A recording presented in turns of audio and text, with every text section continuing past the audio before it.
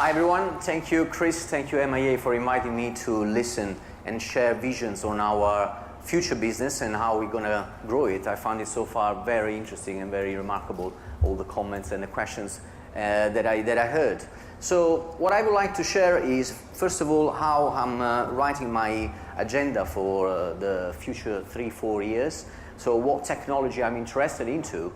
And then I will also briefly speak about the culture and the spirit that has to boost us in writing our innovation agenda and our action plans, together also with some comments on the, let's say, business administration. So how do we organize ourselves to grow and to win in the future globally?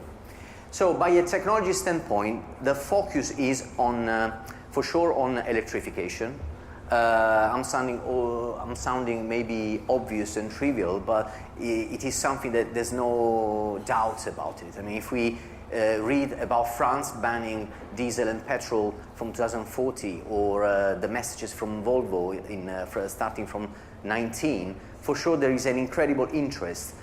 The challenge we need to embrace, and I think in this respect I'm in line with the previous speech, is also looking at the electrification more globally with a bit of a helicopter view. So we know that we cannot hide challenges in terms of infrastructure, in terms of lithium technology, how long is going to be available, what's the next step, how can we engage university and all the initiatives around the pure technology coming from, and the chemistry coming from the battery, to understand how we can make the system more efficient, cheaper, and especially available for the future, for the next 30-40 years. This is an issue. We know there is one country that owns the lithium. It's not necessarily an easy country to deal with. So there are big challenges there. And to go on the other side of the life cycle of any electrification project, the disposal side is also a big issue we need to concentrate and focus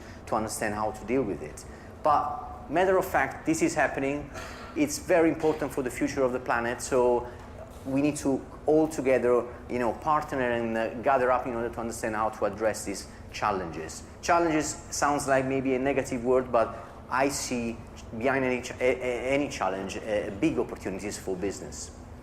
The other important point that I'm interested about on the electrification is I can see that finally we have again a conversion between road cars and racing. So in my experience in McLaren, I've seen that from the P1 basic technology of the hybrid system, we took the inspiration to design and produce the Formula E power units for the first year in all the cars, and now evolving that experience, we are back into the road cars, bringing new technology, new solution in order to have more efficient system. So, there were some doubts on the diversion of the two worlds, but it's very important, as we all know, to keep the road cars close to us in terms of innovation agenda.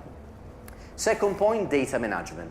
Data is everything, is everywhere. I have read that a autonomous vehicle, a prototype autonomous vehicle, produces 100 terabytes of data per day, which is the amount of all the Formula One cars over a race weekend, Friday, Saturday, Sunday.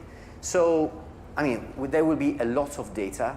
We need to analyze the data, but I think we reach already we overcome the limits of a human being. So topics like machine learning, cloud computing, and all these sort of things represent an incredible opportunity, and we need to be able to design and think with a platform-based kind of mindset in order to serve not only a team or a manufacturer or the federation, but globally all the stakeholders of our industry, and in the future of other sectors like automotive again, like healthcare. McLaren Applied Technology is very much into the digital therapeutics, which is going to make a revolution in the way we will cure ourselves.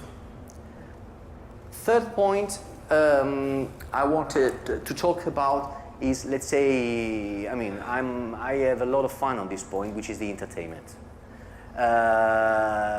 I do believe that the people in this room can and have to support the technology for entertainment to make the sport we love sustainable and last for a long time. The reason why I believe we can contribute and the reason why I believe there is a big business behind it is we need to look at the data not only as a technical information but also as a media content. And we own the technology because in the end we are talking about data and we know very much what it is about. I don't know how many of you have experienced either the racetrack or a mission control of a Formula One team. It is a completely different experience.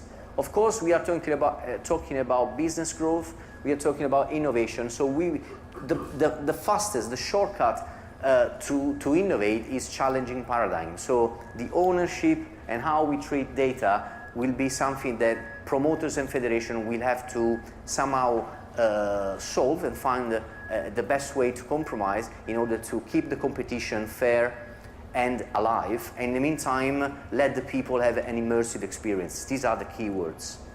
So these are three of the points as an organization we are very much interested into. Then talking about the culture and the spirit, I am enjoying meeting federation and promoters, and not only, many other stakeholders of our industry, to really understand in an era of disorientation, because let's face it, everybody, and we are also gathering up here to understand, okay, what's next? It's not that straightforward as it used to be.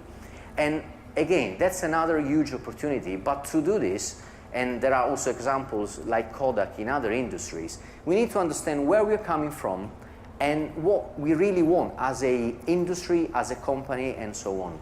So a few examples are, is Formula E about battery technologies and electric power units? Of course it is.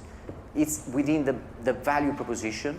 They are green championships, and the city, the track, the race happening in the cities is another important point of their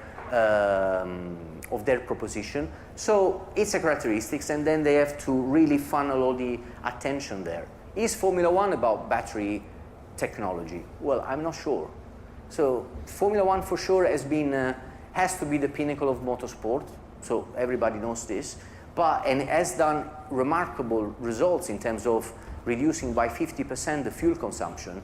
But Formula One maybe is something else. So, by investigating, as we are doing as well in McLaren Applied Technology, actually in McLaren as a group, we are trying to go back to that moment where the 4 or 5 mechanics gather up together after the terrible accident Bruce McLaren had in Goodwood, and without WhatsApp or Facebook, because there was no connection there, but they showed up in the garage, and there was some spirit really driving them. So I think the effort we have to do is maybe a step backward and come back to why we really want to and what we want to do with this sport, with our industry, to then do many steps forward.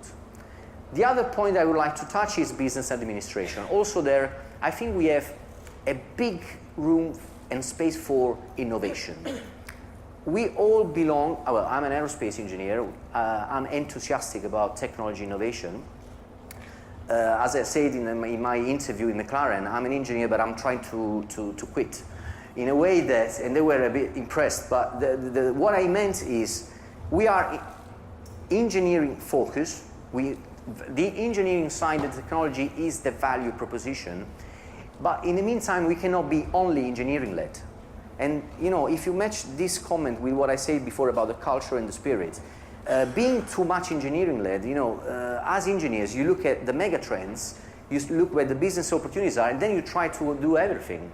So it cannot definitely work like this. I think this way we lose some efficiency, and we forget again the reason why a Sirius is there and the reason why we are in this world. In the meantime, in terms of organization, other functions needs to have more nobility. So when I talk about marketing or supply chain strategy, this is, considering our industry, that's innovation. So market, and why I say that, and for this I just summarize and recap. I reckon that human beings survive dinosaurs and will survive robots for the capabilities of listening, and parallel in the company, listening means marketing analysis, operational marketing, strategic marketing. Then for the capability of socializing, and that's the supply chain. So who do I need to partner? Who do I need to be aligned with to grow and to go next? And then the third one is an action plan. So react, have an action. The last bit, which is very much belonging to our industry, and we absolutely have to keep alive as a unique selling point, is the capability to go from the technology to the solution very quickly, fast. So we have to keep this to keep our world, again, sustainable and appealing for all the sectors, all the technology sectors. Thank you very much.